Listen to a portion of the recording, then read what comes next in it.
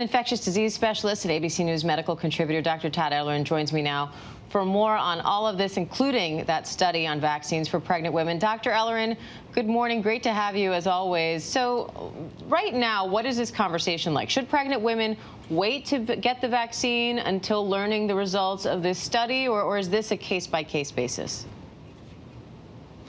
I think it's a case-by-case basis. I know for me, I'm recommending that my pregnant women that I see, I tell them that I think the benefits outweigh the risks, but of course it's a personal decision. We have to respect that. Now, what's that based on?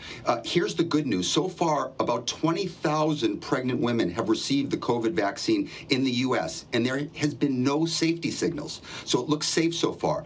But we have to have a firm landing on this question. So I think I really applaud Pfizer in the fact that, you know, what we just heard from Adrian's piece, that they're enrolling about 4,000 pregnant women between 24 and 36 weeks. So that's late second trimester and third trimester. And they're going to randomize. That means some of the pregnant women will get the vaccine, some will get placebo, and we'll more definitively be able to answer that question, is the vaccine safe in pregnancy? But so far, it looks so. It's very rare that we see randomized trials on pregnant women. Why do you think the decision was made to do it in this case?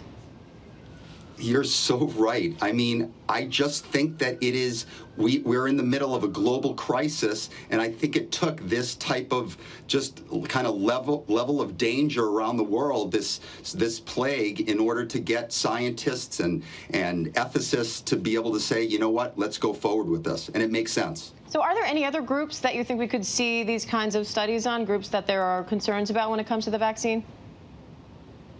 Right. So, you know, already Pfizer is fully enrolled. Their 12 to 15 age group. Remember, they have EUA for the 16 and older, so we should get data on that over the next few months. And Moderna started enrolling in December. They're enrolling kids age 12 to 17. Remember, they have an EUA for 18 and older. So it is very possible that these teens and preteens may be able to be vaccinated before school starts in the fall. And then Pfizer also says it's submitting data to the FDA showing that their vaccine might not have to be stored at those extremely cold temperatures that we've seen so far. What does the data show, and how helpful would that be? Diane, I don't know if you remember, but you asked me this maybe about 4 or 5 months before. We talked about, you know, how stability data can change over time. This is good news. So now the Pfizer vaccine can be stored in these pharmaceutical grade freezers like Moderna, not like our home freezers, which are 0, but at temperatures of like -13 Fahrenheit to -5 Fahrenheit. So it's good news. It's just one step further to decrease our logistical challenges. But please remember that we have a global vaccine vacuum right now. Over 130 countries have not received any vaccine. So we really have to make sure that we get this vaccine around the world and not just to reach resource-rich countries. Remember, you know, what's happening in one part of the world can affect other parts of the world. I think this pandemic has taught us that lesson. And some experts are predicting that we could actually reach herd immunity by April. Do you think that's possible? And what are the driving factors behind that prediction?